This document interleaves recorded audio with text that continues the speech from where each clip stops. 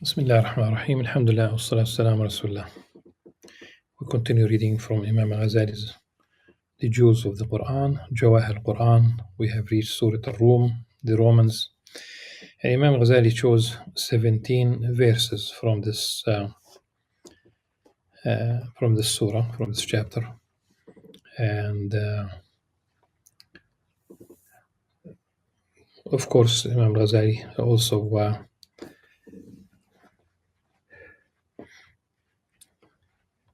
one might say, for example, the context in which he lived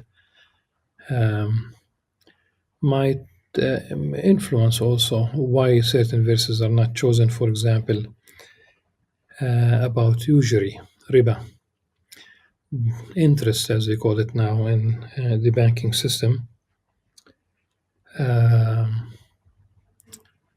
because it was not an issue on a large scale the way we have it today. The banking system is predominantly based on riba almost everywhere, and even when the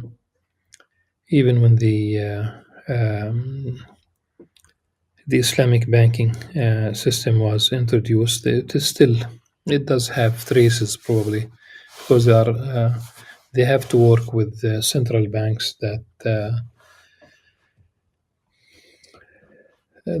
where the system is still based on riba. But that doesn't mean that they should not really continue to operate and improve. The surah itself has, and we'll go back probably to the notion of riba, because this will be verse 39 practically in the surah. The surah itself, I think it's very important to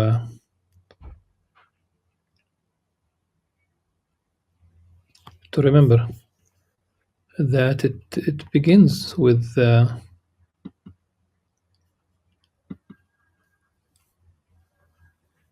mentioning the prophecy, if you will, about the future winning of the Romans, and of course this would be explained as winning against the Persians, and the Muslims were psychologically siding with the people of the book against the polytheists, the Persian polytheists.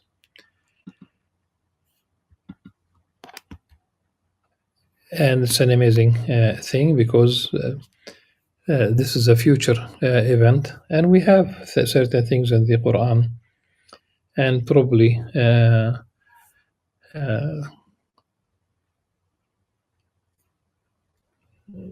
it's not a probability, but I'm saying probably how people will pay attention to future events that were mentioned in the Quran, and especially, for example, when we talk about the Surah Al-Isra and the future events that will unfold.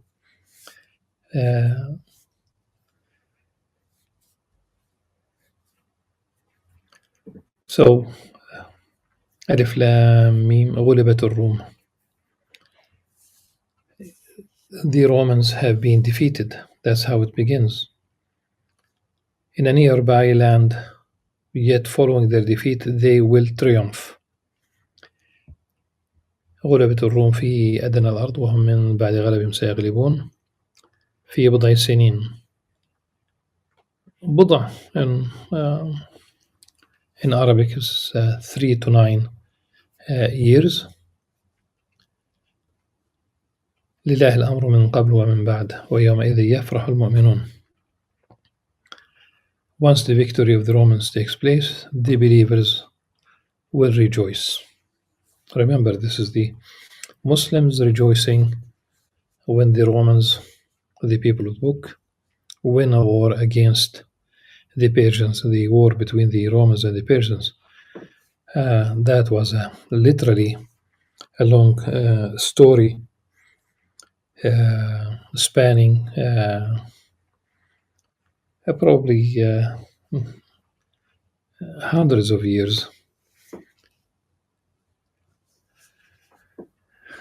The Persians ruled even in Palestine. One might not recall that Gaza itself was ruled by the Persians when Alexander the Great besieged Gaza. And neither the Persians nor the Greeks are here today. People do not really. People do not see that much. They don't see that much back in history, and they don't see that much into the future. Things do change. So the believers will rejoice at the victory willed by Allah subhanahu wa ta'ala. It's a victory from Allah subhanahu wa ta'ala. So this is a promise from Allah subhanahu wa ta'ala. وعد الله لا يخلف الله وعده ولكن أكثر الناس لا يعلمون. They only know the worldly affairs of this life, but are totally oblivious to the hereafter. And there is a call really to travel throughout the land to see the end of those destroyed before them. They were far superior in might. They cultivated the land and developed it more than these the Meccans ever have. Their messengers came to them with clear proofs. Allah would have never wronged them, but it was they who wronged themselves. And they are no more. Kanu. They were. They had the power. And then they brought it on themselves. It's through their injustice, through their people might.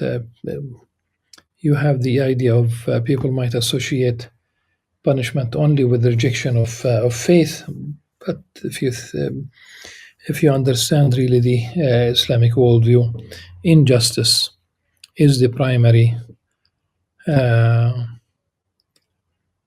Yes, there is that rejection, but the injustice is will doom states, civilizations, and when we get to the ages, the very last verse that Imam Ghazali cites here, verse 54. الله الذي خلقكم من ضعف الله الذي خلقكم من ضعف ثم جعل من بعد ضعف قوة ثم جعل من بعد قوة ضعفا وشيبة يخلق ما يشاء والعليم القدير. The trajectory of the human phases, beginning with weakness, feeble, mentioned before really at the end of Surah Al-Ankabut, and it's a recurring theme in the Qur'an.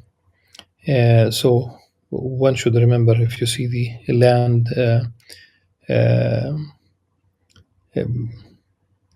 becoming green, blooming, it's a reminder of how life and death, this cycle, is a reminder of the nature of this. In this life, there's ultimately death, but that's not the end of the story.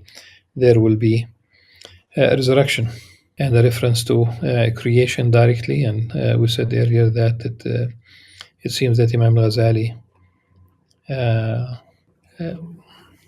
wanted to highlight this particular theme by choosing these verses. Wallahu alam.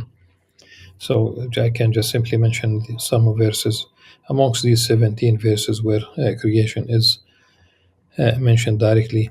ومن آياته أن خلقكم من تراب ثم إذا أنتم بشر تنتشرون. The next verse. ومن آياته أن خلق لكم من أنفسكم أزواجا تسكنوا إليها وجعل بينكم مودة ورحمة. The next verse. ومن آياته خلق السماوات والأرض واختلاف ألسنتكم وألوانكم. Verse 27. وهو الذي يبدأ الخلق ثم يعيده وهو أهون عليه. Verse 40. الله الذي خلقكم ثم رزقكم ثم يميتكم ثم يحييكم. And it's a challenge. هل من شركائكم من يفعل من ذلكم من شيء? Those who associate, those who worship idols, do these idols perform any of these things? Do they create? Do they sustain? Do they cause life and death? And verse 54. الله الذي خلقكم من ضعف ثم جعل من بعد ضعف قوة. الآية. So the theme of creation is obviously here in this surah is vivid. A reminder, whether it's the creation of the universe, السماوات والأرض, or even our own languages and our own colors. But before that, we'll continue in the same order as the verses. So a reminder of being created from earth, then a reminder of creating our spouses من أنفسكم, and why this spouse is there. لتسكنوا إليها, so that you'll find sakina, tranquility. وجعل بينكم مودة ورحمة, and he could love, but of course mawadda and mercy. When I read this verse, of course this love and this mercy between the spouses, whatever is going on in the world, it's not caring about what's going on, but let's say that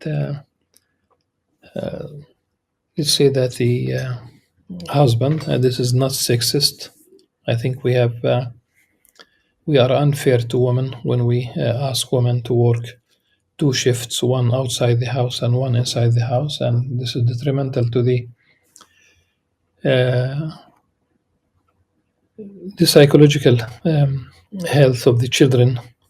There are studies that show that the being separated from the mother when they are younger than 3 years of age, to be put in daycare and in there and what have you, that might cause at least anxiety, it might cause depression, it might cause aggressive behavior, and it might also cause even more serious psychological problems down the road.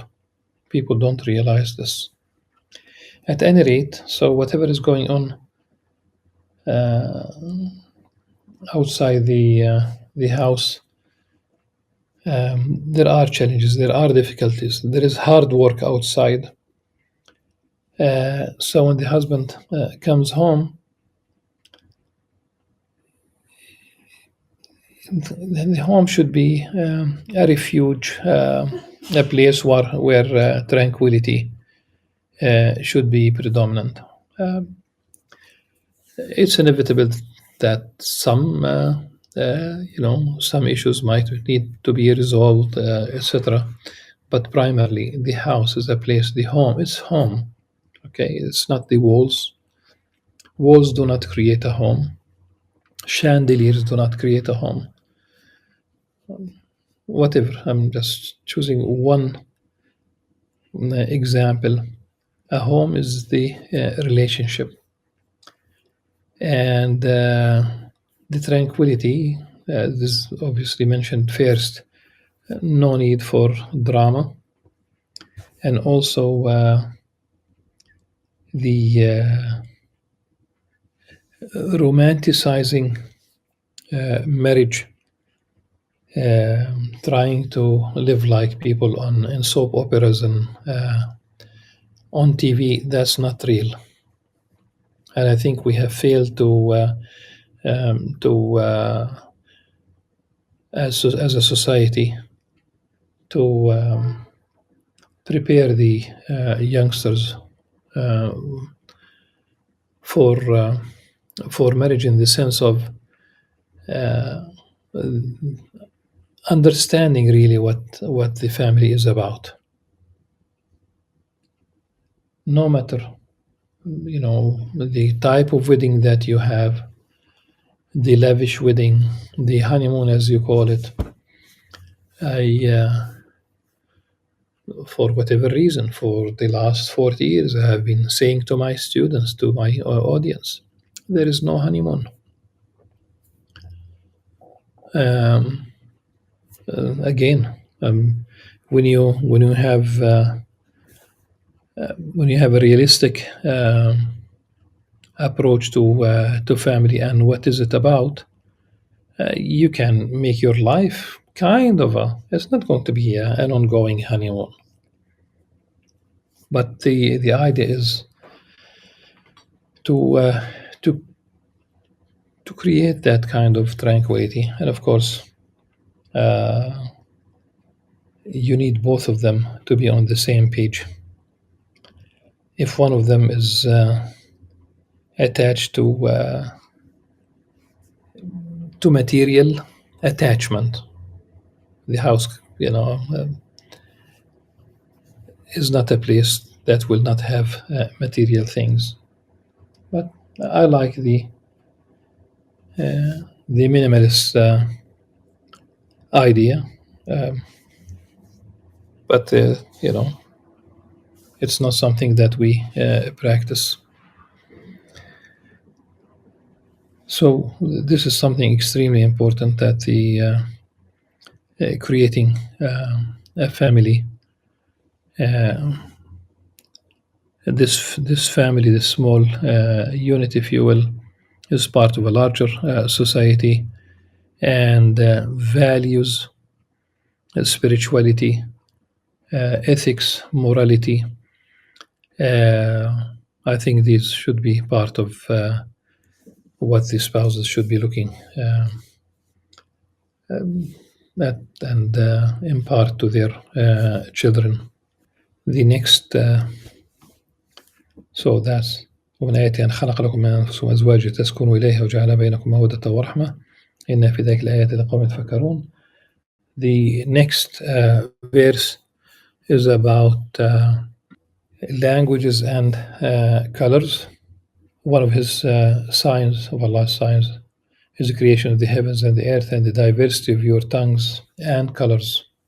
And that are indeed signs for those who have knowledge. This is something extremely beautiful.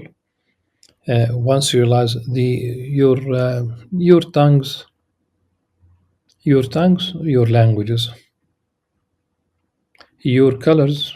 You talk about the skin color, but also typically with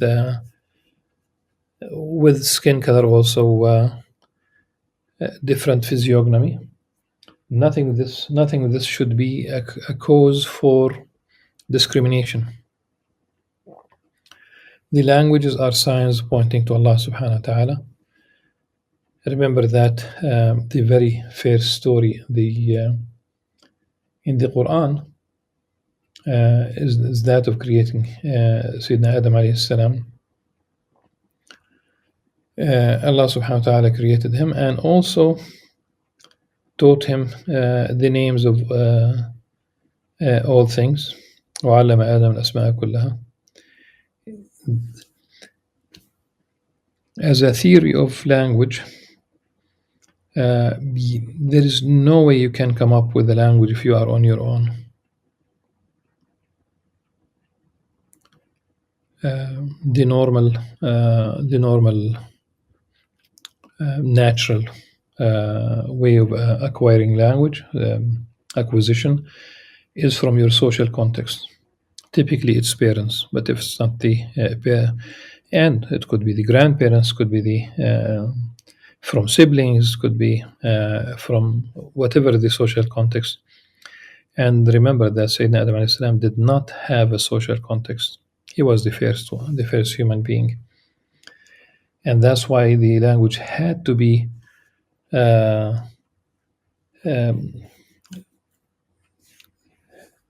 from a different source. It came from Allah subhanahu wa ta'ala. And this is a major difference between the biblical narrative and the Quranic narrative. In the biblical narrative, Adam alayhi salam names things on his own. That's impossible to begin with. You can do it later on once you are equipped with the language. But to begin with, it has to come from a different source. And remember, subhanallah, when the Quran refers to the example of Jesus Christ, peace upon him, and it likens him to Adam alayhi salam, remember that also Jesus Christ spoke immediately upon birth. The moment Maryam alayhi salam gave birth to him, he spoke. He told his mother not to be sad, not to be afraid, and he mentioned the ravine of water next to her, and that she could shake the trunk of the palm tree. Even 10 strong men might not be able to shake the palm tree, except that this is the case with miracles in the Quran. Even the prophets had to do something, like Sayyidina Musa alayhi salam hitting the body of water with his staff, or the stone that earlier with his people, and there were 12 springs of water running for the 12 tribes, of course. At any rate, the even when there were amazing miracles, the prophets had to do something. Maryam alayhi salam, all that she needed simply is to really to touch the palm tree, and she will have fresh dates, fresh ripe dates, and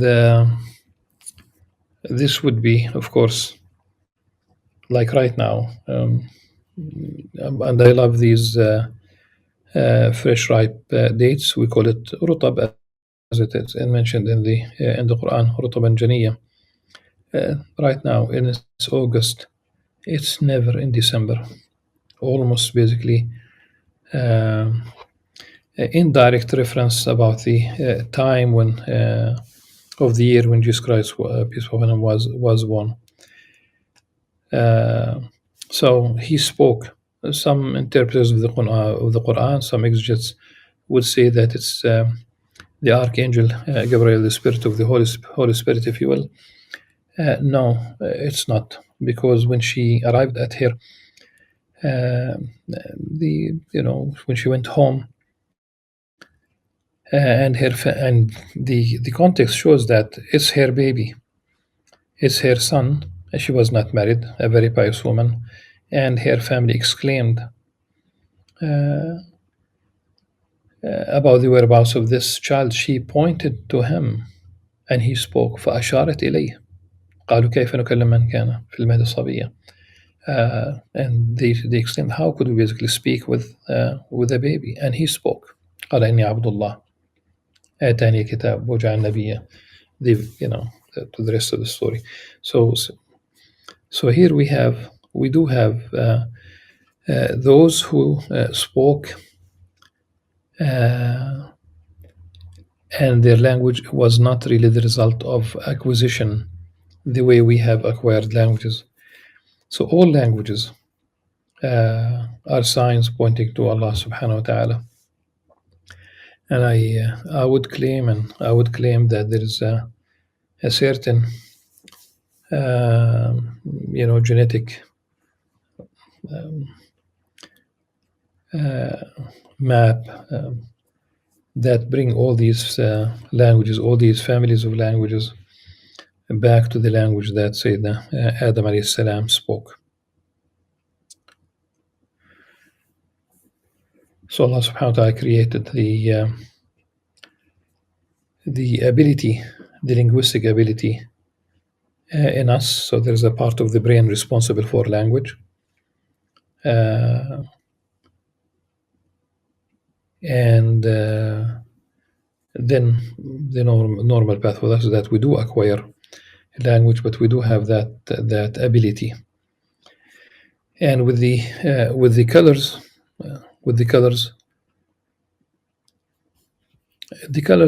also today we speak about ethnicities, as we call them, and that's they are all to be celebrated. This again, all these colors, all these ethnicities should be celebrated. No discrimination, no xenophobia, and the composition of the companions included those who were African, like Sayyidina Bilal bin Rabah, Salman, who was Persian, radiallahu anh, Sahib. So you have those who were Arab, those who were from other places. The issue is not to discriminate. And in English they don't go beyond tolerance. They say tolerate. No, in Islam it's really Islamic worldview is to celebrating these tongues, these languages, and celebrating these colors. And the test always will be marriage, not only jobs. You might give someone a job, but the test will be in marriage. It's not that you have to, no, but the idea is whether you reject someone based on color. That's a discrimination. Of course, some people they might find it what could be for one person a reason for discrimination. It's a reason. It is something that is loved. People could be attracted to that which other people see as something the reason for discrimination. Inshallah, we'll continue, and inshallah we might even add a few things about the tongues, the languages, and the colors in the next session بإذن الله عز وجل. Until then, سبحانك اللهم وبحمدك أشهد أن لا إله إلا أنت أستغفرك وأتوب إليك والسلام عليكم ورحمة الله وبركاته.